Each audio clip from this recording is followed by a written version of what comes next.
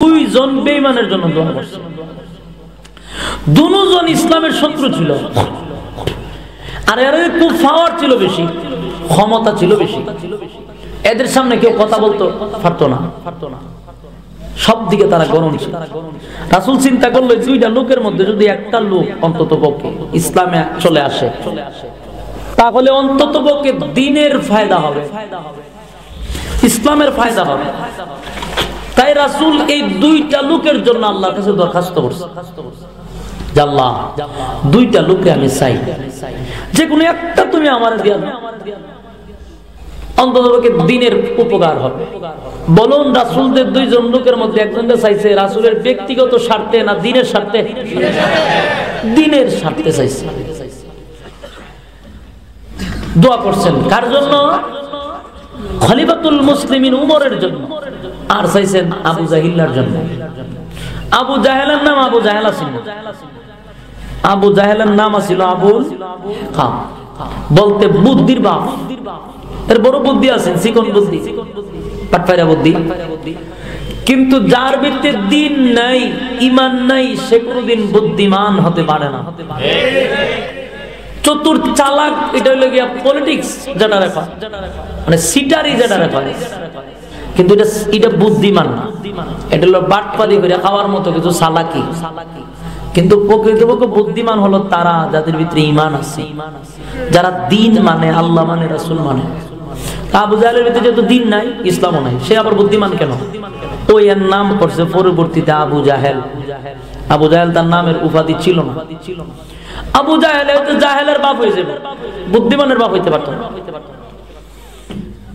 দুইজনের জন্য দোয়া করছে, কিন্তু দোয়াটা কবুল হয়ে গেছে খলিফাতুল মুসলিমিন উমরের জন্য। দোয়াটা কবুল হইল না আবু জাহেলের জন্য। এখন প্রশ্ন হইল, রাসূল কি উমরের জন্য দোয়াটা বেশি করছিল আর আবু জাহেলের জন্য দোয়াটা কম করছিল, না সমান?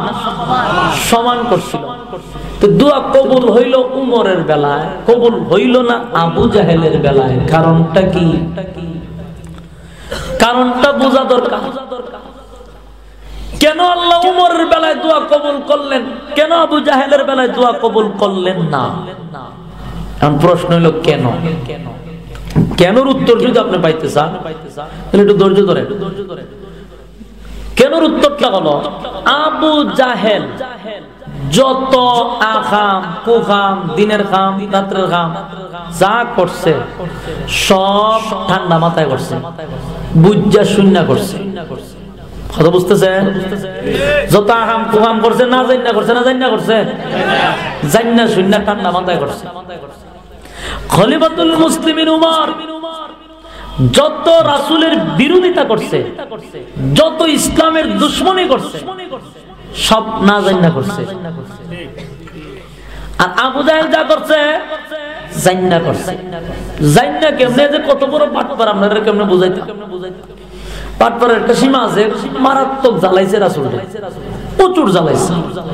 এ মাঝে মধ্যে রাসূলের কাছে আইতো, মুহাম্মদ তুমি তো মাঝে মধ্যে আমাদের সবসময় দাওয়াত লইয়া যাও, আমি আজকে নিজে আইছি কালিমা পড়তাম, এখন আমার কালিমা পড়াই দিবা, পুরো নিয়ত করেছি আমি ঈমান আনব।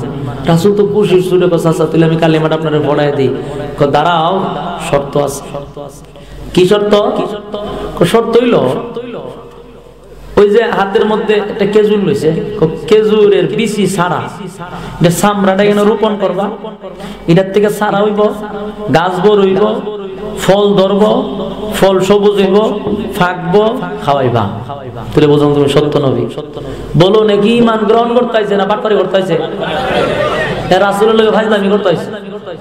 কথা বুঝতে পারছেন? এর উদ্দেশ্য ছিল এটা কোনোদিন সম্ভব না, এটা মুহাম্মদে কইরা দেখাইতে পারবেও না, সুতরাং আমার আর দ্বীনের দাওয়াত দিতেও পারবে না, আমি আস্তে করে শুইলা যাব। মূল কথা হলো রাসূলকে আটকানোর জন্য বারবার এমন কিছু বলে যেটা মানুষের দ্বারা সম্ভব না। কিন্তু আল্লাহর রাসূলকে আমরার মতো মানুষের মতো হে বাটপারি কোনা নাকি ধরা খা দেখেন, এর নিয়ত যেটা জীবনে সম্ভব না, সুতরাং নবী পারবেও না আর আমার দাওয়াত দিবেও না। তো রাসূল বলেন, চাচা যদি আমি আপনাকে ফল খাওয়াইয়া দেই আমি যদি আপনারা ফল খাওয়াইয়া দেই তাহলে আপনি কালেমা গ্রহণ করবেন? বলে অবশ্যই। রাসূল বলেন ঠিক আছে, খেজুরের ইয়াটা লইয়া গুস্তটা লইয়া টাফটা সিরা এটারে দিছে লাগাই 1 মিনিটের ভিতর থেকে সারা বাইরিছে, সারা বাইরিয়ার সাথে সাথে এটা বড় হইতে শুরু হইছে, গাছ মোটা হইয়া বড় হইছে, ফুল ধরতেছে, ফুল থেকে ফল হইছে, ফল থেকে এটা সবুজ হয়ে গেছে, সবুজ থেকে এটা পেকে গেছে, তারপরে ফাইরাই না এরা খাওয়াইছে, খা একাই মাশাআল্লাহ ভালো তো মজা মজা করে ঘুমা এটা তো জাদু খায় ওই আত্মখানি সব বনা 1 মিনিটের ভিতরে হইলে কেমন, এটা জাদু, এমন জাদু তুমি জানো। এই কথা কইয়া রাসূলের অপবাদ দিয়া গেছে কি এর কালেমা পড়তো গেছে। কিছুদিন পরে আবার আইছে, আইয়া কয় মোহাম্মদ পুরা নিয়ত, আর কোনো কথা নাই, কালেমা পড়ে নিতাম, আল্লাহ যা করে। রাসূল খুব দেন, রাসূল কিন্তু একবারও বিরক্ত হইছে না, আমরা লই তো ফরের বাড়িলে ফিটা তুলেলাম, বাটপারে খরচ তোর আগে ফিটাই লই আর পরে কালেমা পড়া মুখ পড়ে, কিন্তু রাসূল বিরক্ত হইছে না। রাসূল বলেন চাচা বড় সুসংবাদ শুনছি, তো কালেমাটা পড়াইয়া দিই। না শর্ত আছে। শর্ত কি? দেখো না হাতের মধ্যে মুঠ করে রাখছি, এটার ভিতরে কি আছে তুমি কই নিতে পারো, কালেমা মনে পড়ল আমার দেরি করতাম না। রাসূল বলেন চাচা এটা বলতে পারলে আপনি কালেমা পড়বেন। বলো রাসূল বলেন আমার বলার দরকার নাই, হাতের ভিতরে কি আছে হেডি কই দিবা, আমি কেন সুবহানাল্লাহ বলতে না সব বনা দেখি থাকো, হাতের ভিতর থেকে আবার আওয়াজ এলো, কতক্ষণ পড়বেন নি, আরো আগে পড়ন লাগবে। ঠিক আছে, রাসূল ইশারা দিয়েছেন হাতের ভিতরে আছেন বালকণা, এখান থেকে ওই বালকণা আল্লাহ জবান খুলে দিছে, হাতের ভিতরতে আওয়াজ হইতে যায় রে বাটপা সিনস্তি কার সামনে দাঁড়াইছ, নি আখিরি জামানার পয়গম্বর বিশ্বনবী মুহাম্মদুর রাসূলুল্লাহ সাল্লাল্লাহু আলাইহি ওয়াসাল্লাম, কালেমা পড়ে মুসলমান হও। এ ঘুমা জাদু হয়ে দৌড় আর ফাল দৌড়, আবারও রাসূলের সঙ্গে করলো ভাইজানি। এগুলা করতে করতে রাসূলের বহু জ্বালাইছে রাসূল। সবচেয়ে বড় মানে শয়তান ছিল আবু জাহেল, সবচেয়ে বেশি কষ্ট দিয়েছে রাসূল। কইয়া গেছে গা, যাওয়ার পরে কিছুদিন পরে ঘুরে আবার আইছে, হয়তো 5-6 জন হার রইছে, আজকে একবার পুরা নিয়ত নালে কি সাক্ষী লইলাম বলে 5-6 জন লই আইছি, একের পুরা কালিমা পড়ে আজকে বাড়ি যেতে হইব। রাসূল বলেন চাচা তো সুসংবাদ, পড়েন কালিমা পড়ায় দিই। না শর্ত আছে। শর্ত আছে মানে কি? বাটপারি 5-6 জন লই আইছি, এরা সাক্ষী, ওহন কালিমা পড়লাম, তো পড়েন কোন শর্ত আছে। শর্ত কি? নিয়ত করে আইছে যেটা পারতো না এটা কম। তুমি এখানে দাঁড়াইয়া চন্দ্রটারে মাঝখানে 2 ভাগ করে লেবা, কি জাত বাটপার চিন্তা করেন। তার নিয়ত যতই কেরামতি জমিনে দেখা, আসমানও কি আর কেরামতি চলবো, এটা পারতো না, কালিমা পড়তাম না। এই কইয়া কোন রকম আমি মুহাম্মদের কাছ থেকে চলে যেতে পারবো, আটকাইতাম, মুট করতে হলে তার আটকানি। রাসূল কইয়া এটা কই কি, আমি 7-2 খণ্ডিত করতাম। রাসূল একটু চিন্তিত, এর মধ্যে জিবরাইল আয়া পড়ছে। চিন্তার কোনো কারণ নাই, আপনি শাহাদাত আঙ্গুলটা দিয়ে ইশারাটা করেন, করতে দেরি, 2 ভাগ হইতে দেরি নাই। রাসূল আঙ্গুল উড়াইছে, ইশারা করছে, চন্দ্র কাঁপতে শুরু করছে, কাঁপতে কাঁপতে কাঁপতে মাঝখান 2টা ভাগ হইয়া 2 পাহাড়ে পড়ে গেছে। সুবহানাল্লাহ। আবু জাহিল্লার বাতাস, নতুন বাতাস, পুরান বাতাস সব বাইরেছে, কাঁপতে কাঁপতে কাঁপতে কাঁপতে দৌড়ে আর ঘুমা আগে জানতাম জমিনে জাদু, হন্দি আকাশে জাদু, কই দৌড়ে আর যায়। কালেমা গ্রহণ করছে। আমরা রবিগঞ্জের একটা ভাষা আছে, কুত্তার লেজ সোজা হয় না, কয়নি? আবু জাহিল্লার লেজ আছে দেখা, এটা জীবনে সোজা হয়েছে, সোজা হয়েছে মরার পরে, এখন না। এমন ফাজিলের ফাজিল ছিল আবু জাহেল, সে ভালো করে জানতো রাসূল সত্য, দিন সত্য, কোরআন সত্য, এক আল্লাহ যে এটা সত্য, কিন্তু সে মানতো না, জানতো সব, জানতো যে কি পরিমাণ। আপনারা আর একটা ঘটনা শোনাই। আবু জাহিল্লা একবার বাজারও যাইতেছে, খুদারে লইয়া বিক্রি করব। তখন বুঝেন খুদা কি তালের, খুদারে বিক্রি করেন যায়, বন্দায় খুদারে কাঁদে লয়, খুদা কত বড়, খুদারে কাঁদে লওয়ার লাগে। তাও খুদার আবার বিক্রি করবো নিতেছে। মানুষের মেমোরি কি ফরম্যাট হলে এভাবেই হয়।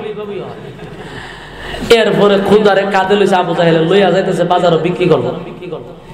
এর মধ্যে আবু জাহেল দৌড়ছে পেশাবে মুতে ধরে লিছে দৌড়ছে পড়ে চিন্তা করে গেছে খুদা হইলো আমার কাঁদে, এখন যদি আমি শিশিটা দেই খুদার সামনে কি আর মতন যায়? কোনো মাতুন্না দিয়ে আপনার খুদার সামনে কি কেউ প্রস্রাব করেনি? খুদায় আমার কাঁদে, আমি তার কাছে যদি কেউ নত হয়ে যায় রে, আমি আল্লাহ তার সমস্ত জিন্দেগির গুনাহ মাফ করে দেই। আরে আবু জাহেল, আবু জাহেলের কাছে নবীজি বারবার দিনের দাওয়াত লইয়া গেছে, বারবার গেছে, কিন্তু আবু জাহেল জান্নাত শুননা আগাম করত, তাই নবীর কথাটি শুনতো না। আল্লাহ বলেন নবী গো আপনি তার জন্য দরখাস্ত কইরেন না। আরে ভাই এমন অসংখ্য ঘটনা, আল্লাহ যদি কাউরে হেদায়েত দেয় তামাম পৃথিবীর মানুষ তারে গোমরাহ করতে পারে না। আল্লাহ যদি কাউরে হেদায়েত দেয় গোমরাহ করতে পারে না। হেদায়েত যদি না দেয় নবী ওয়াজ করলেও কাম হবে না। আল্লাহর হাবিব নবীজির আপন চাচার জন্য দোয়া করছেন, হেদায়েতের জন্য কাজ হইল না।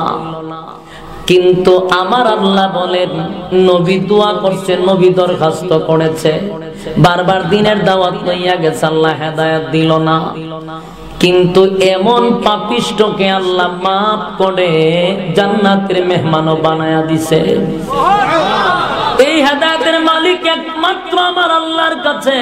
এর একটা প্রমাণ হলো পাহাড় পরিমাণ না, সমুদ্রের ফেনার মতো যাদের গুনাহ ছিল, যে গুনাহ এখানের কেউ করে নাই, এমন গুনাহগার রেও আমার আল্লাহ জান্নাতের উচ্চ মাকামে পৌঁছায়া দিছে। কিসের কারণে? আরে বান্দা নত হয়ে যাওয়ার কারণে। বান্দা নত হয়ে গেছে আমার মালিকের কাছে, তামাম জিন্দেগির গুনার বোঝা মাথায় লইয়া আল্লাহর কাছে আত্মসমর্পণ করেছে। আল্লাহ আমি সব গুনার উপরে লজ্জিত। আমার আল্লাহ বলেন বান্দা তামাম জিন্দেগির গুনার বোঝা মাথায় লইয়া যদি একবার চোখের পানি ছেড়ে আমি আল্লাহকে আল্লাহ বলে ডাক দে, আমি আল্লাহ তোর জিন্দেগির গুনাহ মাফ করে দিব। এখানেই শেষ না, আমি আল্লাহ তোর মাকাম অনেক উপরে উঠায়া দিব।